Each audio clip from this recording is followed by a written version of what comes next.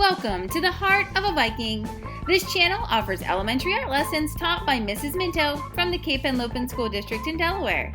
I look forward to virtually creating with you. There are new lessons posted weekly. Subscribe to the channel to make sure you don't miss a single one. So go grab your art supplies and your thinking caps and let's begin.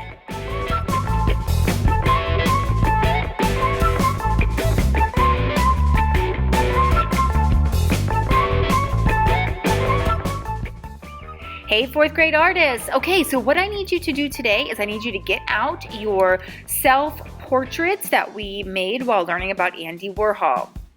You should have at least 4. If you have 5, that's even better. But if you have 4, that will work just perfectly. We're going to work on them one at a time. So I'm going to set aside all of my other portraits and just have one in front of me. And I'm going to select 2 or 3 colored pencils. You can decide. I really want you to limit your color palette though. So make sure that you're not using all the colors of the rainbow. Probably 2 or 4 should work just fine. Okay. So I'm going to start coloring just as nicely as I would color if I were using the traditional colors for my self-portrait. But the trick is you're using unusual colors, so bright colors. So right now you'll see my hair is green. And obviously I don't have green hair in real life, but I'm making it green for this picture. But I'm coloring it just as nicely as if I would be using my traditional colors.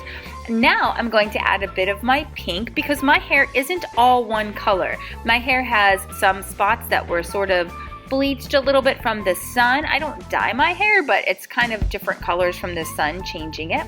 So I'm using my pink pencil here as sort of like the highlights that the sun created over the summer. And then I'm going to move on to the face and the neck and the shirt using these same techniques and all of the same pencils. What's really cool is you'll find that if you press hard or press softly, you'll get different colors even though we're using the same 2 pencils the entire time. So I'm going to continue coloring with unusual colors, but in a really nice style. Press hard, press light, make shadows, make highlights. You're trying to make your best coloring possible, even though you're using unusual colors.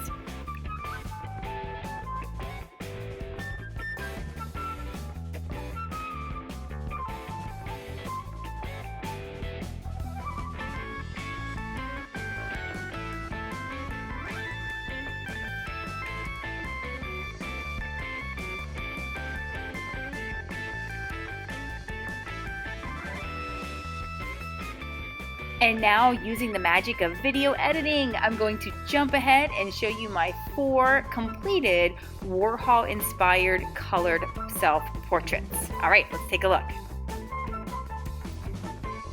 So there I have my original. You saw me making that one. Then I have an orange, yellow, and blue one.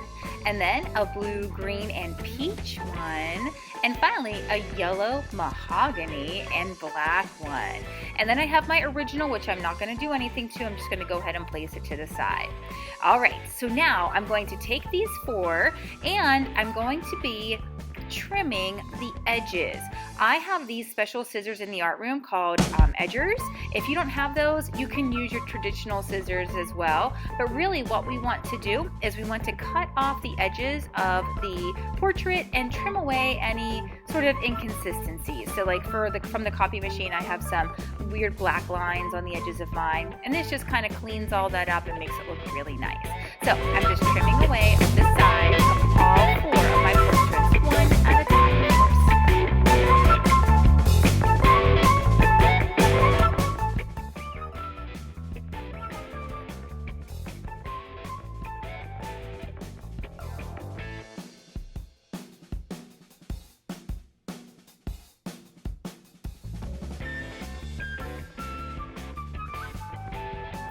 Okay, and then once you're finished, you should have all 4 of them with their nice, interesting edges.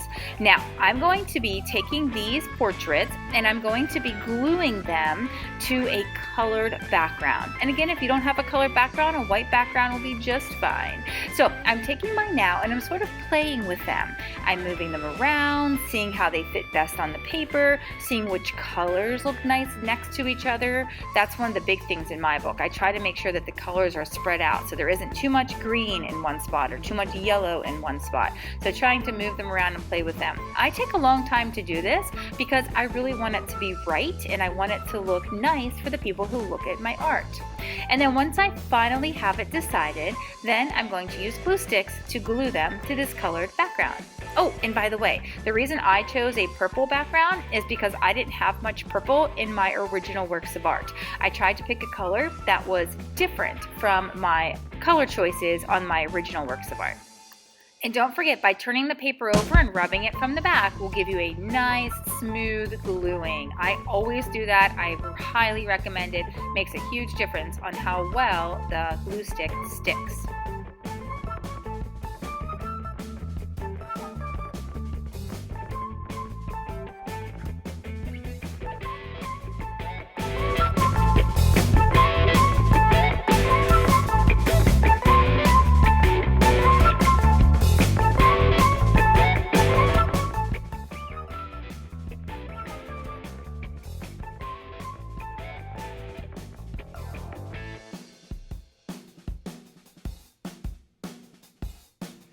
And there we have it. There's our final finished work of art inspired by Andy Warhol.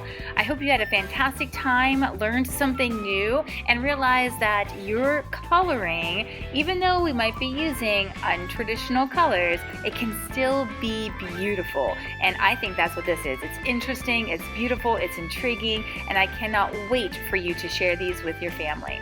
All right, put these somewhere fantastic, and I will see you back here next time at the Heart of a Viking. Hey, 4th grade, P.S., which means I have something else to say. Keep that original. We're going to be using that for our next project. See you soon.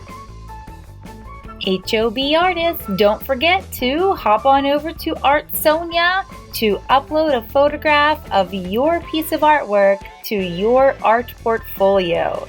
I can't wait to see it.